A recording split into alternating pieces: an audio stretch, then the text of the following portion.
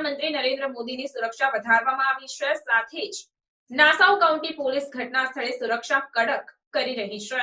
વડાપ્રધાન નરેન્દ્ર મોદી તેમના 3 દિવસીય અમેરિકા પ્રવાસ માટે શનિવારે સવારે ડેલાવેર જવા રવાના થયા હતા. પીએમ મોદી ત્યાં QUAD સમિટ અને અન્ય ઘણા કાર્યક્રમોમાં ભાગ લેશે. દરમિયાન નવી દિલ્હી અને વોશિંગ્ટને વધતી સુરક્ષા ચિંતાઓને કારણે વડાપ્રધાનની સુરક્ષા વધારવા પર ધ્યાન કેન્દ્રિત કર્યું છે.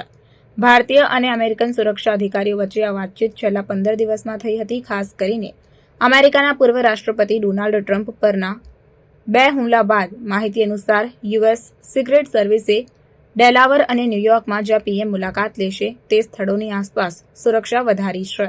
અમેરિકામાં ખાલિસ્તાન તરફી તત્વોની ધમકીઓને ધ્યાનમાં રાખીને પણ આવું કરવામાં આવ્યું છે. શનિવારે અમેરિકા પહોંચ્યા બાદ પીએમ મોદી અમેરિકી રાષ્ટ્રપતિ જો બાઇડન સાથે મુલાકાત કરશે. ત્યારબાદ બંને ક્વાડ લીડર્સની સમિટમાં ભાગ લેશે. જાપાનના પીએમ ફુમિયો કિશિદા અને ઓસ્ટ્રેલિયન પીએમ એન્થોની અલ્બેનીઝ પણ ક્વાડ સમિટમાં ભાગ લેશે. ચારેય નેતાઓ ડેલવેરની આર્ચ મેયર એકેડમીમાં ભેગા થશે, જ્યાં યુએસ પ્રમુખ હાઈસ્કૂલમાં ભણ્યા હતા.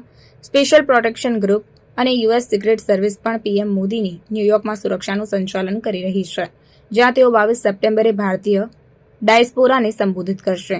ભારતીય સમુદાયનો કાર્યક્રમ નાસાઉ કોલિઝિયમ, નાસાઉ કાઉન્ટી, ન્યૂયોર્ક ખાતે યોજાશે. નાસાઉ કાઉન્ટી પોલીસ ઘટના સ્થળે સુરક્ષા કડક કરી રહી છે.